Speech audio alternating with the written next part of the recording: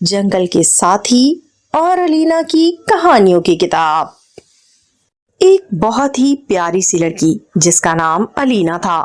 وہ روزانہ اسکول سے گھر واپس آتی تو اپنے گھر کے قریب ہی ایک بہت ہی خوبصورت جگہ جہاں بہت ہی گھنے درخت اور بہت خوبصورت پھول تھے، وہاں روزانہ بہت ہی پیاری کہانیوں کی کتابیں پڑھا کرتی تھی اور بہت سی خوبصورت چڑیاں، تتلیاں، خرگوش اور گلہری الینا سے کہانیاں سننے آیا کرتے تھے۔ الینا بہت خوش ہوتی اور وہ سب مل کر کھیلتے اور بہت خوش ہوتے۔ ایک دن بہت تیز آندھی آئی۔ الینا اس جگہ موجود تھی جس جگہ بیٹھ کر وہ کہانیاں پڑھتی تھی۔ آندھی آنے سے الینا کا بیگ اور اس کی کہانیوں کی کتاب اڑ کر دور جا گری۔ تیز ہوا کی وجہ سے الینا کو کچھ دکھائی نہیں دے رہا تھا۔ الینا ایک درخت کے پیچھے چھپ گئی اور آندھی ختم ہونے کا انتظار کرنے لگی۔ ہوا اتنی تیز تھی کہ بیگ اور کتاب گم ہو گئی۔ انہیں ڈھونڈنا بھی بہت مشکل تھا۔ شام ہونے لگی تو آندھی بھی تھم چکی تھی۔ الینا نے سوچا کہ اگر وہ اپنی چیزوں کو ڈھونڈنے لگی تو رات کا اندھیرا ہو جائے گا، اس لیے اس نے گھر جانے کا فیصلہ کیا۔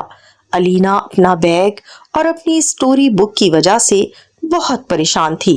رات ہوئی تو بہت سے پرندے اور خرگوش، گلہری اپنے گھروں سے باہر نکلے۔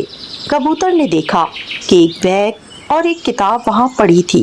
وہ بہت حیران ہوا اور سوچنے لگا کہ اتنی ویران جگہ پر کون اپنی چیزیں چھوڑ گیا ہے۔ ادھر ادھر دیکھنے لگا لیکن کوئی بھی وہاں موجود نہیں تھا۔ پاس ہی درخت پر چڑیا کا گھونسلہ تھا۔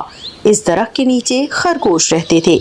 کبوتر نے چڑیا اور خرگوش کو بتایا تو چڑیا وہاں آئی اور جب انہوں نے بیگ اور کہانیوں کی کتاب دیکھی تو چڑیا نے فوراً بیگ اور کتاب کو پہچان لیا۔ کبوتر کو بتایا کہ یہ چیزیں الینا کی ہیں جس سے وہ روزانہ کہانیاں سنتے ہیں، اور وہ کہنے لگے ہو سکتا ہے آج آندھی کی وجہ سے اس کی چیزیں گم ہو گئی ہوں۔ تو ان سب نے مل کر فیصلہ کیا ہمیں یہ چیزیں الینا کو واپس لوٹا دینی چاہیے۔ رات بہت ہو چکی تھی تو انہوں نے سوچا صبح ہوگی تو وہ سب الینا کو اس کی چیزیں اس کے گھر دے دیں گے۔ صبح ہوئی تو الینا کی اسکول سے چھٹی تھی۔ الینا اپنے گم ہوئے بیگ اور کتاب کو ڈھونڈنے اس جگہ آ گئی جہاں وہ بیٹھ کر کہانیاں پڑھتی تھی۔ وہاں پہنچی تو خرگوش نے الینا کو دیکھا اور بتایا کہ اس کی چیزیں مل گئی ہیں۔ خرگوش الینا کو اس جگہ لے کر پہنچا جہاں اس کا بیگ اور کتاب تھی۔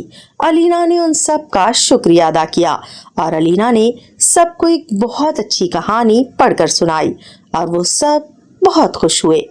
پیارے بچوں، اس کہانی سے ہمیں یہ سبق ملتا ہے کہ ہمیشہ دوسروں کی گمشدہ چیزوں کو انہیں واپس لوٹا دینا چاہیے۔